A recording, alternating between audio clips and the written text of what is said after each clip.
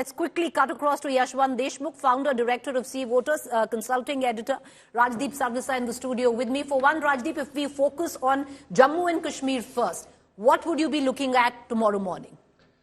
Well, I think the fact is that, you could say there are 2.5 elections in one election. There's an election in the Kashmir Valley, there's an election in Jammu, and there's an election in the Pir Panjal range.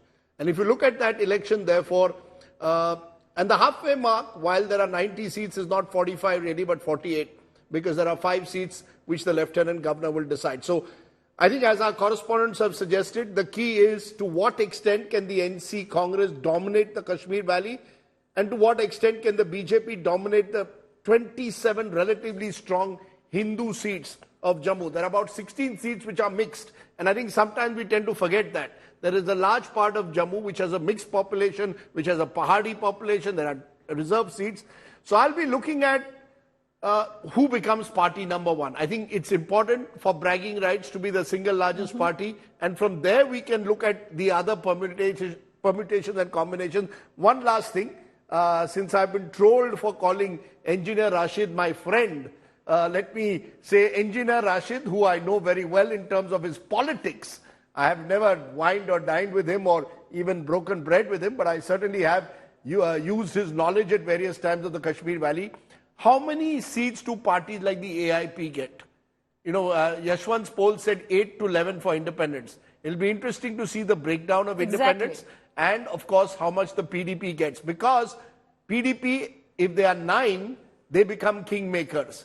If they become fewer and the independents become more, some of these independents could become kingmakers. Either way, I think this election will be about who becomes single largest, and then how well the independents and the smaller parties do in the Kashmir Valley. Because what's interesting is that even if, let's say, the BJP is single largest in Jammu and Kashmir, but the NC and the Congress combined has a larger figure, it would be the pre-poll alliance that would be called first for government formation. Well, at least that's been the norm as of now. But Yashwant Deshmukh, you want to quickly come in on the question that Rajdeep posed, because it really does helm on that. Number one, how well the BJP does in Jammu. Number two, how well the AIP or the independents do in the valley.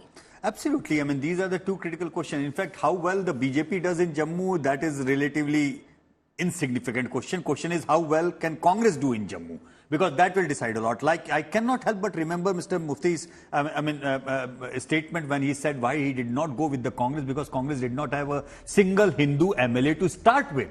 Now, question is, with all these things, it's not just about 75 years of Jammu Kashmir politics. Apart from separatist issue and Hindu-Muslim issue, is also a question of Jammu and Ladakh not getting their fair share in the power. That has been a question. Now, if PDP, NC and the Congress come together, and God forbid, I'm saying God forbid because I would hate to see a scene where Congress does not even manage a single Hindu face to win in Jammu. And if there is going to be a PDP, NC plus Congress government without any Hindu face in that, I hate to say it, but that becomes a strong problem, a big enough problem to deal with, because it's a question of Jammu and Kashmir government. And Rajdeep would know, Jammu, if you look into the examples across all the conflict areas across the world, there have been serious efforts every time in a peace process when there were governments of national unity, government of the unity, where all the conflicting parties were sitting together and running the government. So tomorrow my eyes are not just about the regional things.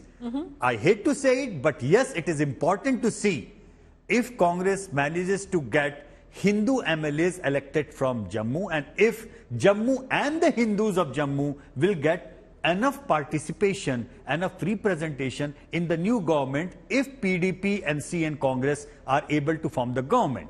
That is a very critical question, to answer, to understand, going beyond the polarities of Jammu and Valley and Hindu and Muslim. But these are the ground situation. These are the important, no matter how bitter it may sound to our ears to discuss, but these are the bitter facts on the ground.